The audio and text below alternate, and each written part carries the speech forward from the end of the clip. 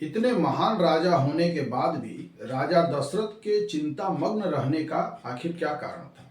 राजा दशरथ को अश्वमेध यज्ञ करने की क्यों आवश्यकता पड़ गई?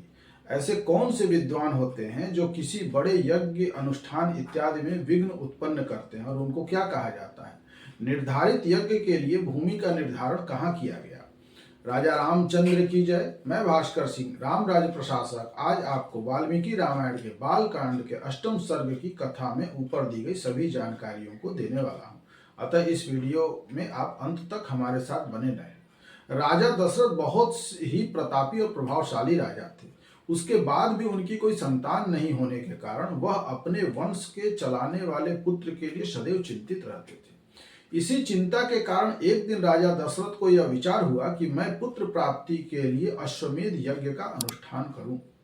राजा दशरथ ने महर्षियों को बुलाकर उनसे कहा कि मैं सदा पुत्र के लिए विलाप कर रहा हूं।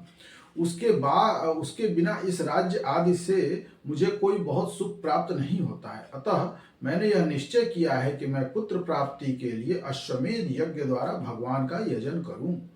यह अनुष्ठान करने के लिए उन्होंने अपने पुरोहितों, मंत्रियों इत्यादि से विस्तृत विचार विमर्श करके उनकी सहमति से अश्वमेध यज्ञ करने का निर्णय लिया।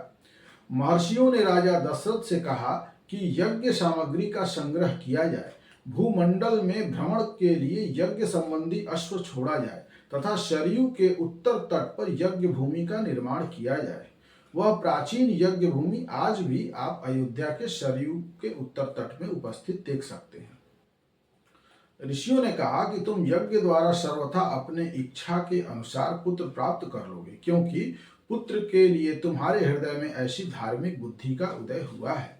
राजा दशरथ तो यह चाहते थे कि इतने बड़े यज्ञ में अन्य राजाओं को भी शामिल किया जाए, परंतु ऐसा होना कठिन है, क्योंकि विद्वान ब्रह्म राक्षस यज्ञ में विघ्न डालने के लिए छिद्र ढूंढा करते हैं। आज भी आप देखेंगे कि किसी भी बड़े धार्मिक अनुष्ठान, आयोजन इत्यादि में बहुत से विद्वान ऐसे होते हैं जो विघ्न डालने का प्रयास करते हैं। तो ऐसे विद्वानों को शास्त्रों में ब्रह्म राक्षस की संज्ञा दी गई है। यज्ञ की एक और विशेषता है कि यदि विधि विहीन यज्ञ का अनुष्ठान कोई करता है तो उस यजमान का नाश हो जाता है। अतः राजा दशरथ ने विधि पूर्वक इस यज्ञ को संपन्न करने के लिए सभी व्यवस्थाओं को संपन्न कराने का आदेश दिया। इसके पश्चात राजा दशरथ ने अपनी प्यारी पत्नियों से कहा कि देवियों, दीक्षा ग्रहण करो, मैं पुत्र के लिए यज्ञ करूंगा। उस मनोहर वचन से उन सुंदर कांति वाली रानियों के मुख कमल वसंत ऋतु में विकसित होने वाले पंकजों के समान खिल उठे और अत्यंत शोभा वे पाने लगी। तो बोलिए राजा रामचंद्र की जय। इस प्रकार 8वां सर्ग यहाँ समाप्त होता है। यदि आपको यह वीडियो अच्छा लगे तो आप इसको लाइक, शेयर और अपना कमेंट करना ना भूलें। हमारे चैनल को आप सब्सक्राइब कर लें, जिससे राम राज्य प्रशासन का कार्य आगे बढ़ सके। जो बंधु राम राज्य प्रशासन के साथ जुड़कर कार्य करना चाहते हो तो वो ईमेल के द्वारा अपना विवरण हमको भेज सकते हैं। जय श्री राम।